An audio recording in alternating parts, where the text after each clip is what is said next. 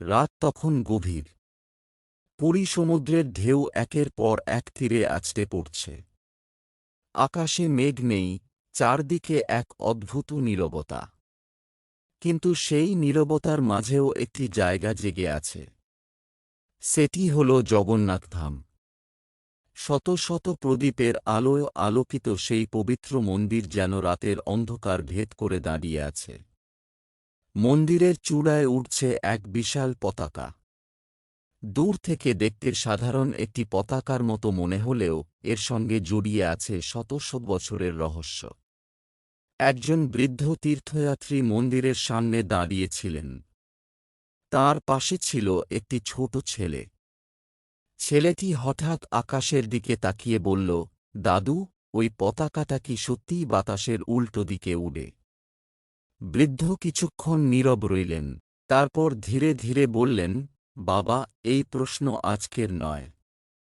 শত শত বছর ধরে মানুষ এই প্রশ্ন করে আসছে। আর সেই প্রশ্নের উত্তর খুঁজতে গিয়েই অনেক মানুষ জগন্নাথের মহিমার কাছে মাথা নত করেছে। ছেলেটি অবাক হয়ে তাকিয়ে রইল।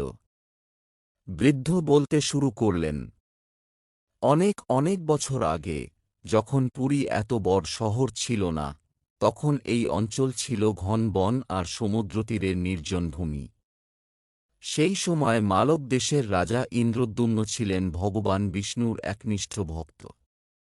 তিনি সব সময় চাইতেন এমন একটি মন্দির নির্মাণ করতে, যেখানে স্বয়ং ভগবান বাস করবেন। একদিন গভীর রাতে রাজা এক আশ্চর্য স্বপ্ন দেখলেন। স্বপ্নে তিনি দেখলেন আকাশ থেকে এক উজ্জ্বল আলো নেমে আসছে।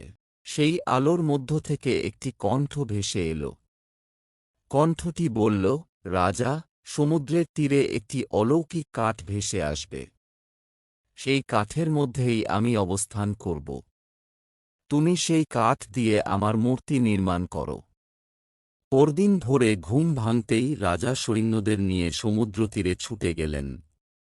কিছুক্ষণ পর সত্যিই দেখা গেল সমুদ্রের ঢেউয়ের সঙ্গে একটি বিশাল কাঠ ভেসে এসেছে। কিন্তু আশ্চর্যের বিষয় ছিল, 10 জন সৈন্য মিলে সেই কাঠ তুলতে পারল না। 20 জন মিলে চেষ্টা করল, তবুও কাঠ এক চুল নড়ল না। তখন রাজা প্রার্থনা করলেন, ভগবানের নাম জপ করতে শুরু করলেন। আর তখনই অলৌকিক ঘটনা ঘটল।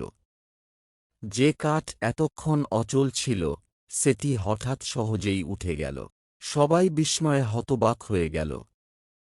সেই কাঠ নিয়ে মূর্তি নির্মাণের প্রস্তুতি শুরু হল। ঠিক তখনই এক অচেনা বৃদ্ধ এসে উপস্থিত হলেন। তাঁর চোখে ছিল অদ্ভুত জ্যোতি। তিনি বললেন, আমি এই মূর্তি তৈরি করব। কিন্তু একটি শর্ত আছে। আমি কাজ করার সময় কেউ দরজা খুলে দেখতে পারবে না। রাজা শর্ত মেনে নিলেন।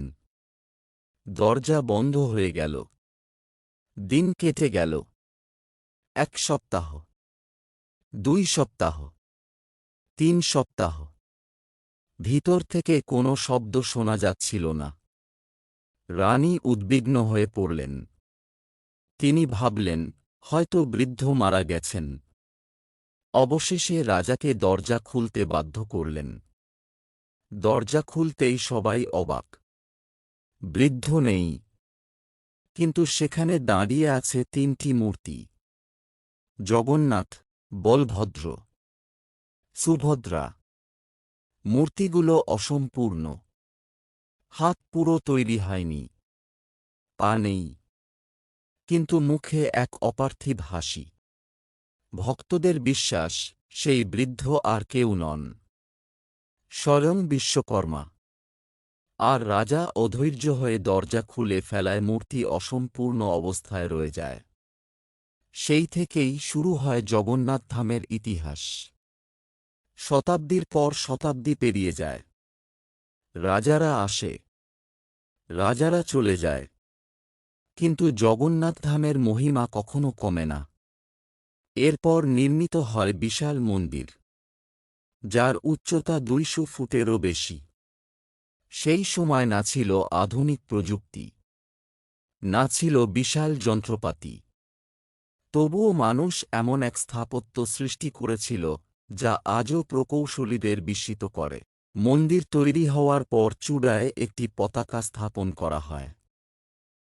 সাধারণ মানুষ তখনই লক্ষ্য করতে শুরু করে এক অদ্ভুত বিষয়। বাতাস যেদিকে বইছে, পতাকা যেন সেদিকে নয়, বরং অন্যদিকে উঠছে। প্রথমে সবাই ভাবল চোখের ভুল। কিন্তু বছর যায়, দশক যায়, শতাব্দী যায়, তবুও মানুষের বিস্ময় কমে না। একদিন এক বিদেশি পর্যটক মন্দিরে এলেন। তিনি বিজ্ঞানের ছাত্র ছিলেন। তিনি বললেন, আমি এই রহস্যের সমাধান করব। তিনি ঘণ্টার পর ঘণ্টা দাঁড়িয়ে পতাকা পর্যবেক্ষণ করলেন, বাতাসের গতি মাপলেন, দিক নির্ণয় করলেন, হিসাব করলেন। কিন্তু শেষে তিনিও স্বীকার করলেন, এখানে এমন কিছু আছে যা দূর থেকে দেখা মানুষের কাছে সত্যিই রহস্যময় মনে হয়। ভক্তরা হাসলেন। তাঁরা বললেন, যেখানে জগন্নাথ আছেন সেখানে সব রহস্যের উত্তর শুধু বিজ্ঞানে পাওয়া যায় না। এই পতাকার সঙ্গে আরও একটি আশ্চর্য প্রথা জড়িয়ে আছে। প্রতিদিন পতাকা বদলানো হয়, একদিনও বাদ যায় না। ঝড় হোক, বৃষ্টি হোক, ঘূর্ণিঝড় হোক, প্রথা বন্ধ হয় না। একজন সেবায়েত মন্দিরের খাড়া দেয়াল বেয়ে উপরে ওঠেন। নিচে হাজার হাজার মানুষ তাকিয়ে থাকে। কারো বুক ধড়ফড় করে, কারো হাত প্রার্থনায় জোড় হয়ে যায়, কারণ এত উঁচুতে ওঠা সত্যিই ভয়ঙ্কর। তবুও সেবায়েত নির্ভয়ে এগিয়ে যান। ভক্তদের বিশ্বাস, সেই সময় স্বয়ং জগন্নাথ তাঁকে রক্ষা করেন। পতাকা পরিবর্তনের মুহূর্তে চারদিকে ধ্বনি ওঠে, জয় জগন্নাথ, জয় জগন্নাথ, জয় জগন্নাথ। সেই ধ্বনি যেন আকাশ ছুঁয়ে যায়। সমুদ্রের ঢেউও যেন সেই ধ্বনির সঙ্গে তাল মিলিয়ে গর্জন করে ওঠে। আজও লক্ষ লক্ষ মানুষ পুরীতে যান, কেউ রহস্য খুঁজতে, কেউ ইতিহাস জানতে, কেউ আধ্যাত্মিক শান্তি পেতে। কিন্তু মন্দিরের সামনে দাঁড়ালে সবাই একবার অন্তত চূড়ার দিকে তাকান, আর সেই পতাকাকে দেখে মনে মনে ভাবেন, কেন এটি এমন? কি সেই রহস্য? হয়তো একদিন বিজ্ঞানের সম্পূর্ণ ব্যাখ্যা দেবে, হয়তো দেবে না। কিন্তু ভক্তদের কাছে এই পতাকা কেবল একটি কাপড় নয়, এটি বিশ্বাসের প্রতীক, ভক্তির প্রতীক, ভগবান জগন্নাথের উপস্থিতির প্রতীক। আর সেই কারণেই শত শত বছর ধরে এই পতাকা কোটি কোটি মানুষের হৃদয়ে বিস্ময় সৃষ্টি করে চলেছে।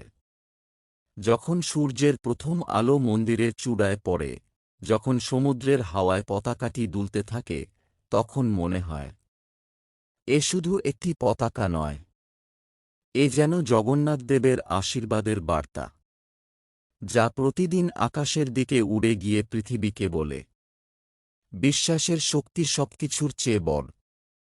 জয় জগন্নাথ।